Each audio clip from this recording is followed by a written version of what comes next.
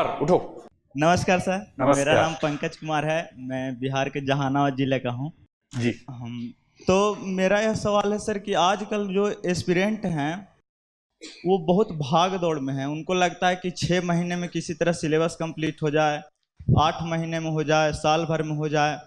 लेकिन आपने कई वीडियो में या कई पॉडकास्ट में भी इसका जिक्र किया है सर कि जो धीमी आंच पर भोजन पकता है वो ज़्यादा स्वादिष्ट और सुखदायक होता है।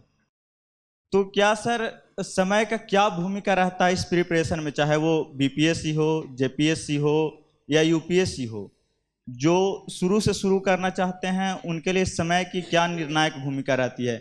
जो आजकल के युवा मन में बैठाए हुए हैं कि 6 महीना में किसी तरह इधर से उधर से या नोट्स से या अन्य सोर्स से पढ़कर हम 6 महीने में खुद को तैयार कर लेंगे एग्जाम के लायक। तो मैं बस यही जानना तो चाहता हूं सर कि आपके नज़रिए से कितना समय सटीक रहता होगा सर इस एग्जाम के लिए?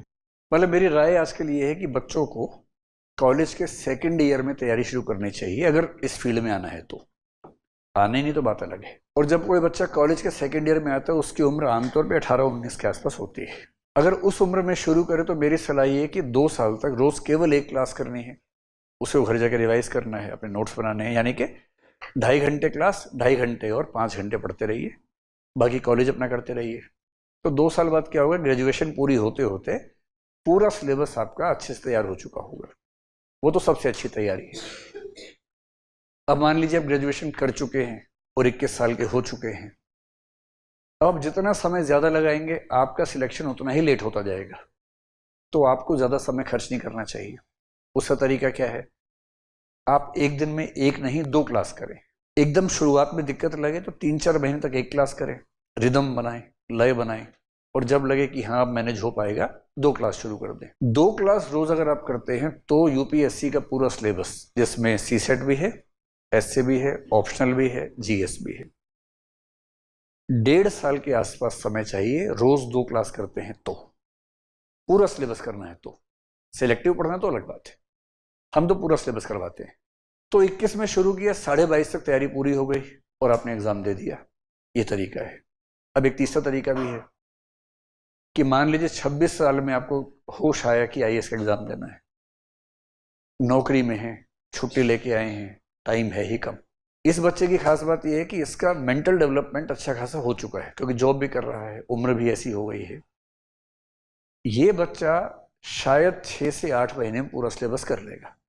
कैसे करेगा? आप जो भी बैच करेंगे हमारे, वो हाइब्रिड कोर्स है। हाइब्रिड का मतलब है कि ऑफलाइन तो है ही, ऑनलाइन भी आपको एक्सेस मिलेगा उसका, आपके फोन पे या लैपटॉप पे उसकी क्लास रहती है। ये बच्चा क्या करेगा कि आईएएस के कोर्स में ऐसे सेगमेंट्स, अगर मान लिया 18 महीने का पूरा कोर्स है, कम से कम 6, 7, 8 महीने का ऐसा कंटेंट है जो आप ऑफलाइन नहीं भी करेंगे तो भी ऑनलाइन से काम चला सकते हैं। जैसे आईआर है। आईआर क्या होता है? इंटरनेशनल रिलेशंस है। एक तो हर साल चेंज हो जाता है। अभी पढ़ भी लिया आपने, जब आप मेंस देंगे सारा चेंज हो चुका होगा, और सवाल उसमें उसी साल वाले आते हैं।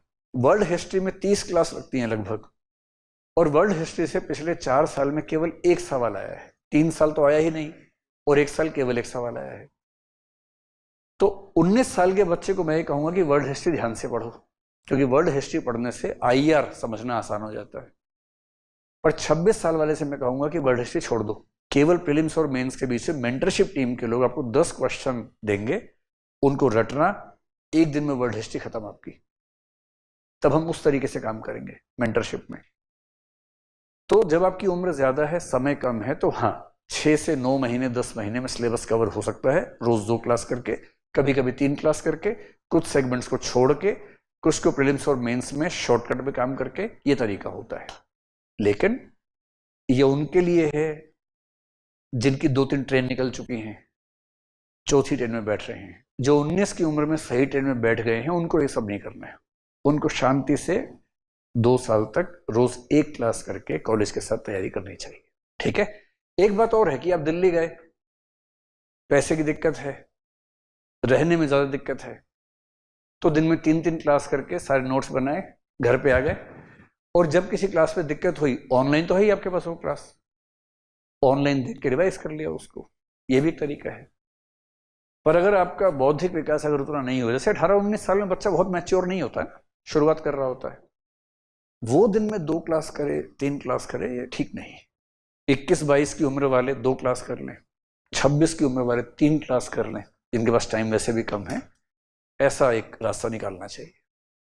अब तो आप लोग बड़े जिज्ञासु हो गए अचानक। अच्छा, इनका एक सवाल सुन लीजिए पहले। नमस्कार सर, मेरा नाम पीयूष कुमार हुआ। मैं झारखंड उपराजधानी दुमका से हूँ। झारखंड में कहाँ से? उपराजधानी दुमका।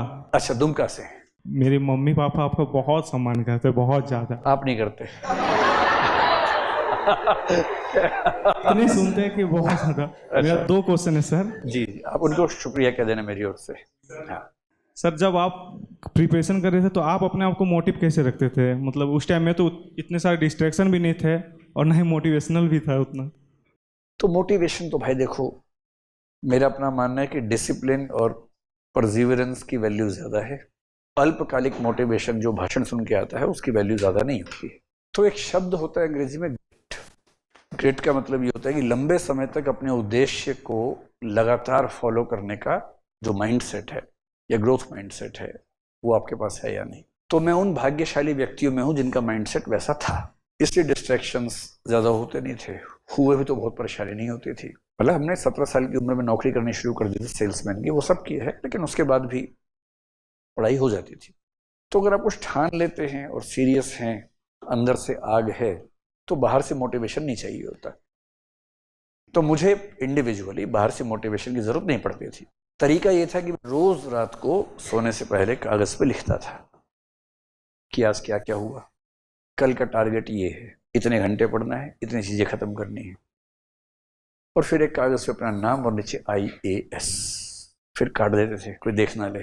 बार बार ऐसे करता था, उससे बड़ा मोटिवेशन रहता कि करना है, कभी ना कभी लिखवाना है। तो रोज आपने टारगेट बनाया एक दिन का, अगले दिन सेल्फ असेसमेंट किया, नहीं पूरा हो पाए तो खुद को लताड़ा लिख के या डायरी में लताड़ा अपने आप को, फिर अगले दिन के लिए प्रॉमिस किया अपने आप से, फिर टारगेट सेट किया।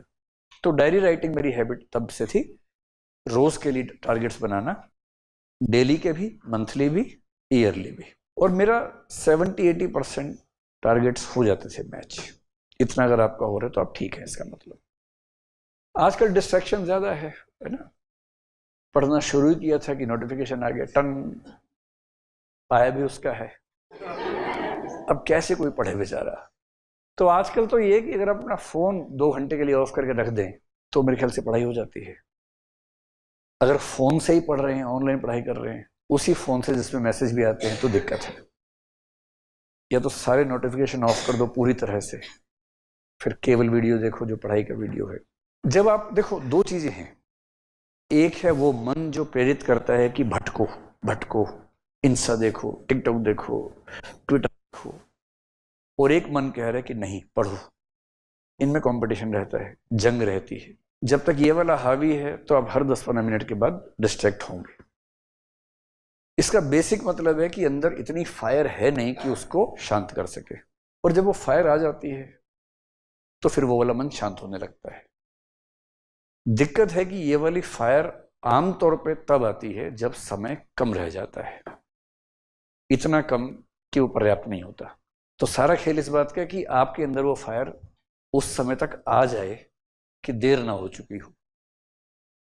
तो सबसे आसान उपाय ये है कि अपने फोन में नोटिफिकेशन आ रहे ऑफ करके 2-2 घंटे का टारगेट लीजिए कि 2 घंटे फोन नहीं देखना है, मतलब मैसेज नहीं देखने हैं।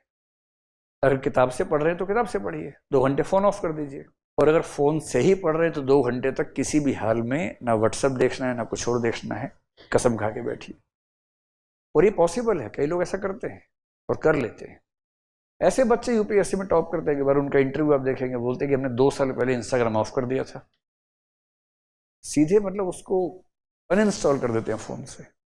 आप भी कर दीजिए। जिस चीज से परेशानी ज्यादा है उसको हटा दो फोन से। जिगर चाहिए हटाने के लिए, लेकिन लेकिन हट जाता है ऐसा।